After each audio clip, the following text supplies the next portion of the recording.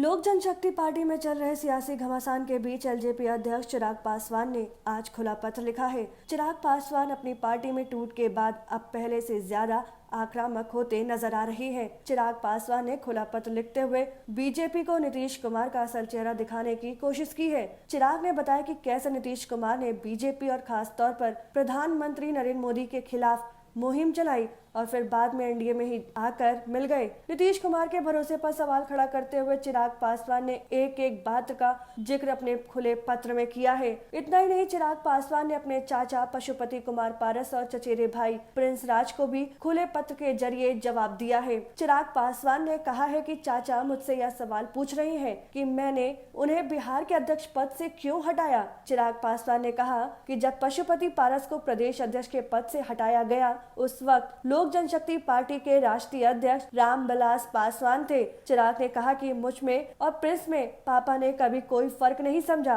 पापा चाहते थे कि उनके रहते और चाचा जी के मार्गदर्शन में प्रिंस अपनी जिम्मेदारियों को समझ ले, इसलिए उन्होंने चाचा की जगह प्रिंस को बिहार का प्रदेश अध्यक्ष बनाने का फैसला लिया। चिराग ने 4 पन्ने का खुला पत्र लिखा है। पत्र में उन्होंने लिखा है कि कोरोना महामारी की पहली व दूसरी लहर में हम सभी ने कुछ न कुछ खोया है। पिछले वर्ष 8 अक्टूबर 2020 को लोक जनशक्ति पार्टी के लिए अपूरणीय क्षति का दिन था, जब हम सब ने हमारे नेता, हमारे आदर्श आदरणीय रामविलास पासवान जी को खोया था। यह एक ऐसा कठिन दौर था जब चुनाव सर पर थे, पर आप सबके आशीर्वाद से हम सब ने मजबूती से चुनाव लड़ा और 25 लाख वोट पाकर पार्टी ने एक नई ऊंचाई हासिल की। 8% का मत हम लोगों ने तब हासिल किया जब हम लोग 135 सीटों पर चुनाव लड़े। यदि बची हुई 100 से अधिक सीटों पर पार्टी चुनाव लड़ती तो यकीनन यह मत 10% से अधिक होता। चिराग ने कहा कि चुनाव अकेले लड़ने का फैसला न सिर्फ राजनीतिक बल्कि सैद्धांतिक तौर पर भी जरूरी था। जब एक तरफ गठबंधन में मात्र 15 सीटें पार्टी को लड़ने के लिए दी जा रही थी, जो कहीं से भी तार्किक नहीं था, तो वहीं दूसरी तरफ समझौता हमें एक ऐसे राजनीतिक दल से करना था जिनकी नीतियों का विरोध सदैव हमारे नेता रामविलास पासवान जी ने किया था। जनता दल यूनाइटेड ने हमेशा लोक जनशक्ति पार्टी को तोड़ने का काम किया। 2005 फरवरी के चुनाव में हमारे 29 विधायकों को तोड़ा गया और साथ ही साथ हमारे बिहार प्रदेश के अध्यक्ष को भी तोड़ने का काम किया गया। 2005 नवंबर में हुए चुनाव में सभी हमारे जीते हुए विधायकों को तोड़ने का काम जनता दल यूनाइटेड के द्वारा किया गया। उसके बाद 2020 में जीते हुए एक विधायक को भी तोड़ने का काम इन्हीं के द्वारा किया गया और आज लोक जनशक्ति पार्टी के 5 सांसदों को तोड़ना जनता दल यूनाइटेड में बांटो और शासन करो की रणनीति को दोहराया गया। चिराग आगे लिखते हैं कि हमारे नेता रामविलास पासवान जी के जीवन काल में कई बार नीतीश कुमार द्वारा उनकी राजनीतिक हत्या का प्रयास किया गया। दलित महादलित में बंटवारा करवाना उसी का एक उदाहरण है। रामविलास पासवान जी ने और मैंने दलित और महादलित समुदाय में कभी कोई अंतर नहीं समझा।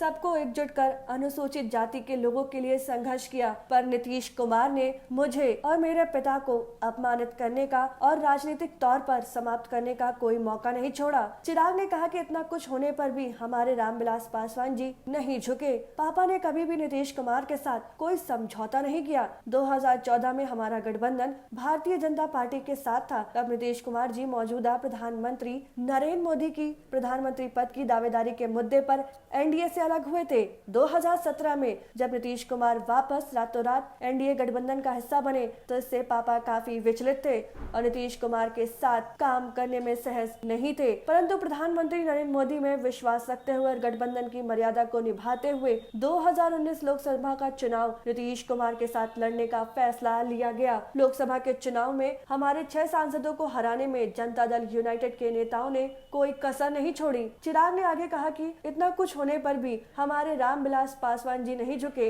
इस पत्र में उन्होंने आगे लिखा है कि पिताजी की तबीयत खराब होने पर जहां एक तरफ देश के राष्ट्रपति, प्रधानमंत्री, पक्ष विपक्ष नाम फोन कर हालचाल पूछ रहे थे, तो यह नीतीश कुमार का कहना है कि उन्हें तबीयत खराब है, मालूम ही नहीं, उनके अहंकार को दर्शाता है। विधानसभा चुनाव से पहले मीडिया को संबोधित कर करते आईसीयू में भर्ती रामविलास पासवान जी के लिए कहना कि जाकर उनसे पूछिए क्या वे अपने 2 विधायकों के समर्थन से राज्यसभा सांसद बने हैं। यह सबसे दुख था। हमारे नेता को अपमानित करने की पराकाष्ठा तब हुई जब राज्यसभा नामांकन के दौरान नीतीश कुमार ने हमारे नेता को मजबूर किया कि वे उनके पास जाएं और मदद की गुहार लगाएं। जबकि सीटों के बंटवारों के लिए पहले ही गठबंधन में तय हो गया था कि इसकी घोषणा भारतीय जनता पार्टी के तत्कालीन राष्ट्रीय अध्यक्ष अमित शाह द्वारा सार्वजनिक तौर पर की गई थी। चिराग पासवान ने कहा कि मुझे ताज्जुब होता है कि पार्टी से निष्कासित नेता एक ऐसे व्यक्ति के साथ कैसे खड़े हो सकते हैं जिन्होंने हमेशा हमारे नेता रामविलास पासवान जी और बिहार की जनता को धोखा देने का काम किया है। नीतीश कुमार यह बर्दाश्त नहीं कर सकते कि कोई दलित नेता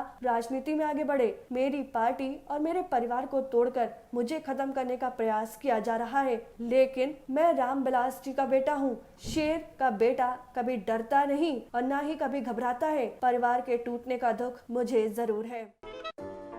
अगर आपको हमारा वीडियो पसंद आया हो तो इसे लाइक करें, सब्सक्राइब करें और साथ ही बेल आइकन दबाना ना भूलें।